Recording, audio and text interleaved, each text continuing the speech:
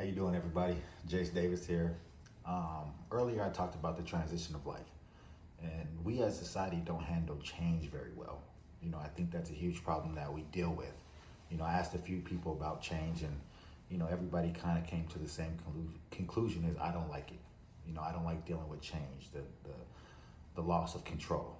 But one thing I have learned, and we all have learned, is that change is inevitable. Change is always going to be there. Change is always going to happen. Change is like death. It's inevitable. You cannot escape it.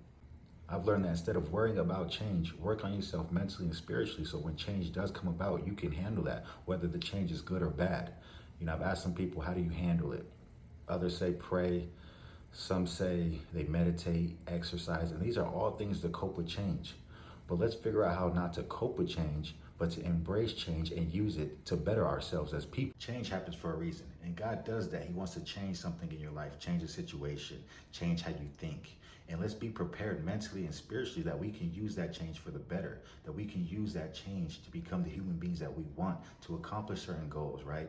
And so let's become mentally strong and spiritually intact that our faith can lead us through that change. I heard this pretty cool saying that DJ Khaled said. He says a lot of stuff, but one thing he said is garage mode, meaning I'm always on the grind. I'm always rolling up my sleeves and getting to work. I love that because I feel like I'm in garage mode, right? 2024 happened and I've been going strong at it since then, but it happened in 2023 when change started to go and I really didn't know how to handle it. But when he said garage mode, man, that really hit me because in 2023, I turned into garage mode, right? I was just grinding. I was like, I don't know what's gonna happen with it, but I'm gonna work. And that's all I know how to do, and that's all I can do. So one thing that I really embraced was I'm gonna be all into this change. I'm gonna go 100%. Whatever the change is going on, I'm all in. And I know that being all in helped me get to the NFL. When I left school, I said, I'm gonna be all in. I'm gonna give 100,000% to becoming an NFL player. And that's what I did. I moved to Atlanta, I started training, and I was all in from the get-go. And this is how I felt I dealt with this change, is that I was all in, 100%. God put me in this situation for a reason. So let's go. Let's get in that garage mode. Let's grind. Let's be all in so I can experience what God has next for me. You know what I'm saying? And to my younger athletes, I need you to be all in. To my younger entrepreneurs, you got to be all in. Whatever it is that you want to accomplish, you have to be all in. You have to be ready to go, and there's no stick my toe into the water, see how cold or hot it is. It can't be like that. You got to dive in. If you want something bad enough, you got to go get it. You can't dibble dabble. You have to be all in.